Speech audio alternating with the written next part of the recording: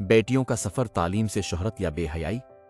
कभी बेटियां इल्म, किरदार और इज्जत से पहचानी जाती थीं, मगर आज सोशल मीडिया पर चंद लम्हों की शोहरत के लिए कुछ लोग अपनी इज्जत तक दांव पर लगा रहे हैं। आखिर क्यों?